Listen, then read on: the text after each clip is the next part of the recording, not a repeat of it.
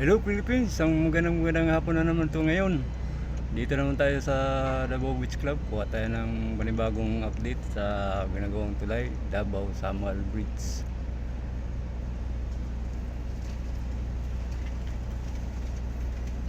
Yan na po mga ka-viewers ko. Naglagay sila ng kolong. Pero hindi natin naabutan. Ngayon ito na naman, lagay sila ng premified para magbuhos siguro ito mamayang gabi matapos yan, kasi iba itong Chinese contractor tuloy-tuloy ang trabaho. Yan na po mga ka-viewers ko. Yan, napasok na po yung ikatatlo.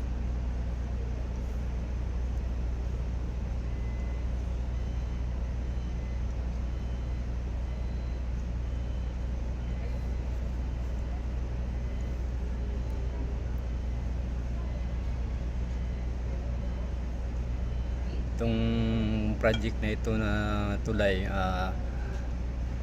budget ito is 23 billion pesos. Yan po ang project ni President Rodrigo Roa Duterte. Yan, ito na po yung done niya. Yan na po, pasok na po yung isa.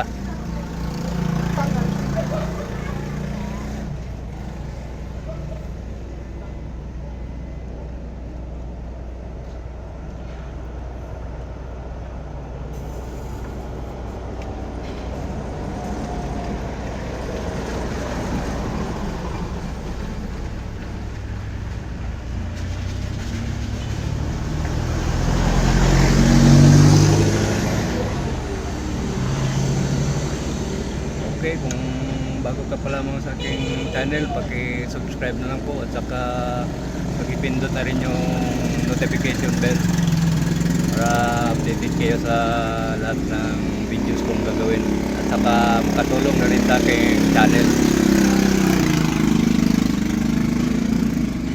Yan na po, ginaano nila, napasok na nila yung isang premified, yung ika-4 kasi malalim ito Yan, ito po actual ito. Yan.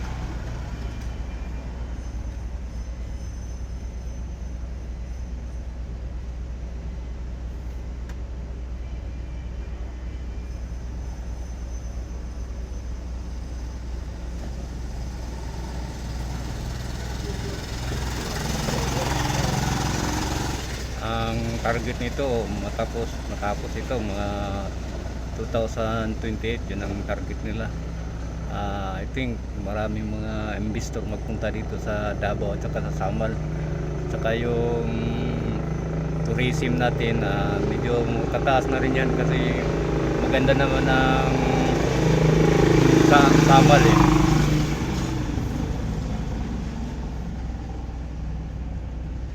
may Discovery Hotel doon at iba pang mga magandang beaches doon sa Samal. Yan.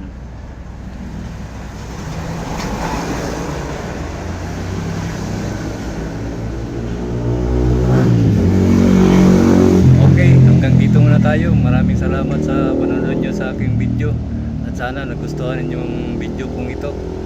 Okay, thank you. God bless you all.